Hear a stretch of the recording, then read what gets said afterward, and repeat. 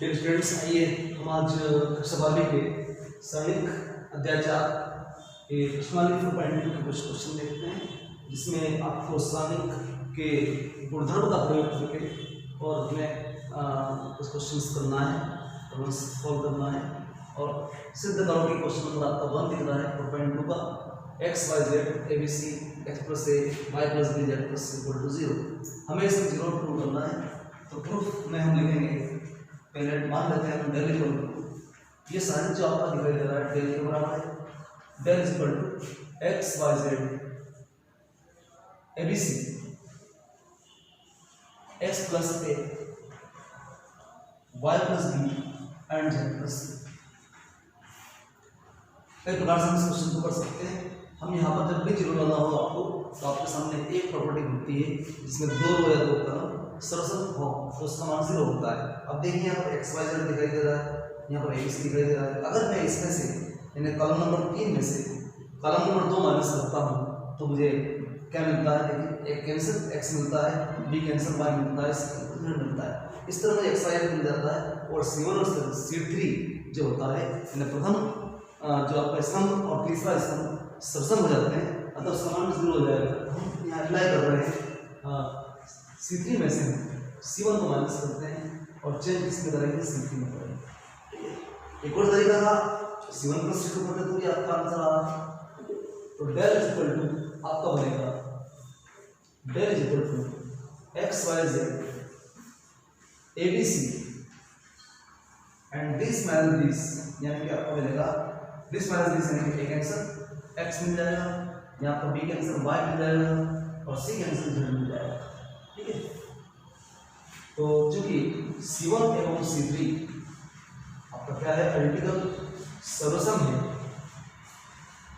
अतः डेल का मान क्या होगा? 0। डेल इक्वल टू ये आप प्रूव करना। ठीक है, तो बड़ा इजी क्वेश्चन है।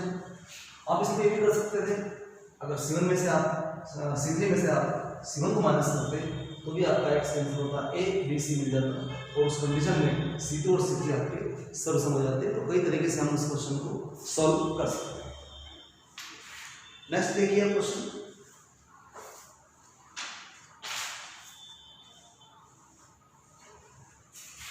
Question number 5।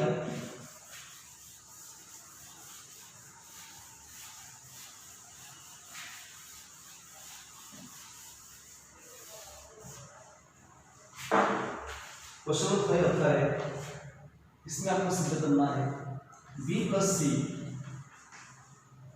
C plus A plus B Q plus R plus P plus Y plus Z plus X plus Y is equal to 2 times, आप कर सकते हैं 2 times A B C P Q R and X Y Z, ये आपको करना है।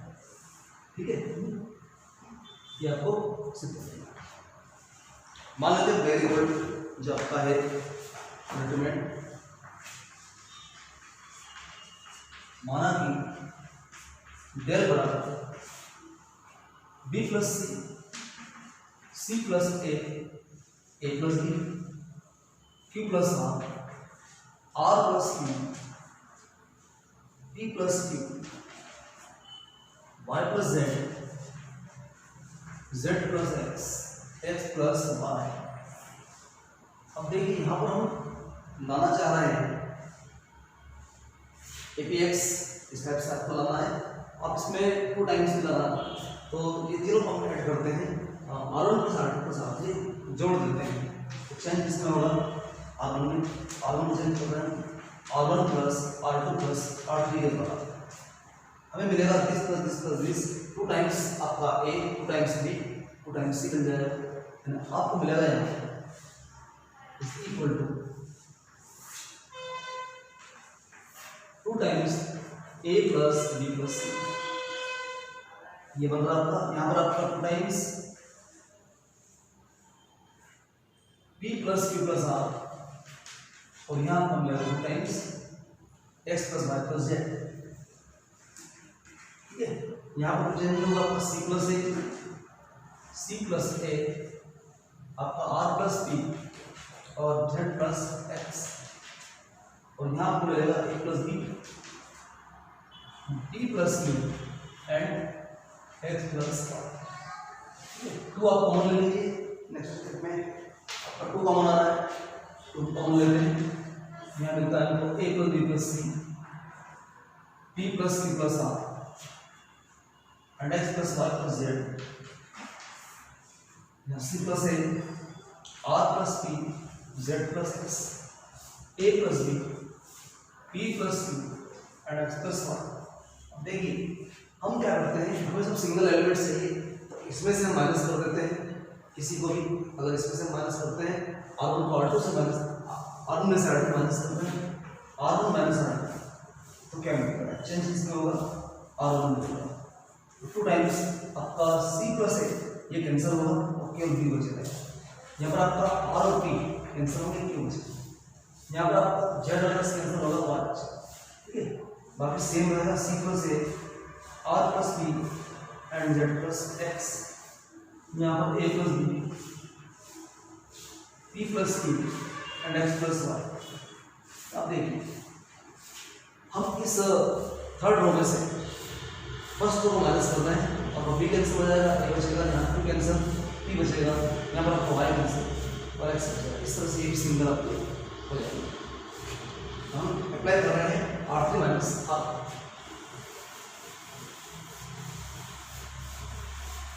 R3 minus R change किसमें होगा,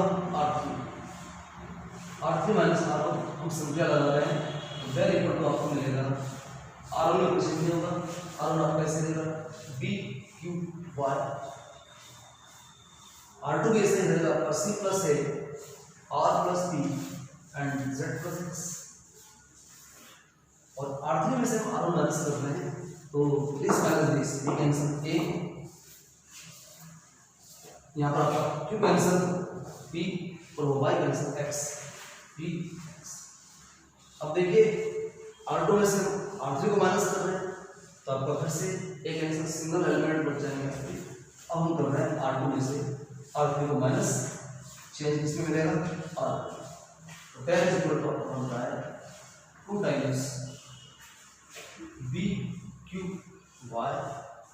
यहाँ आपका A कैंसिल C, यहाँ पर P कैंसिल R, यहाँ पर X कैंसिल Z और ये बन रहा है A P एंड X। ठीक है, अब हमें चाहिए क्या, हमें चाहिए एपीएक्स फर्स्ट रो में चाहिए, यहाँ थर्ड में आ रहा है। हम इन दोनों को इंटरचेंज करते हैं, R2 और R3 को इंटरचेंज करते हैं। हमें क्या करना है,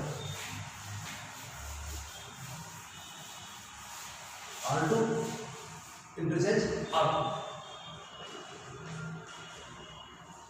ठीक है, आपको डेल इज इक्वल टू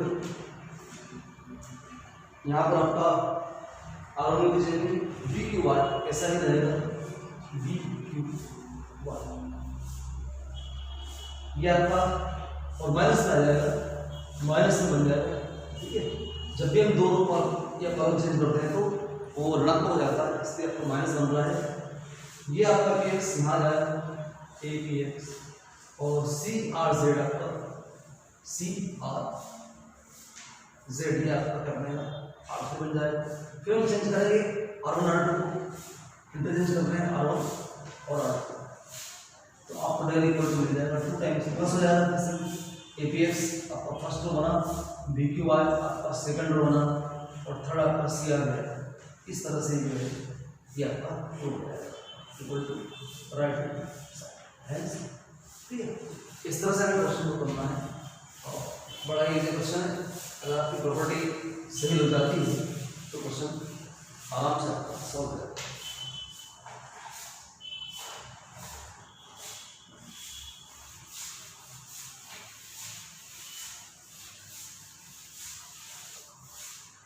और देखिए क्वेश्चन नंबर 7 आता है, सिद्ध कीजिए -a² BA C C A B minus B square and C B A C B C and ये आपका है माइनस सी स्क्वायर और माना है आपको 4a स्क्वायर बी स्क्वायर सी स्क्वायर। इसके आगे आपके सामने 4a स्क्वायर बी स्क्वायर सी स्क्वायर आपका आंसर मान लेते हैं डायरेक्ट माना डेल बराबर लिस्ट।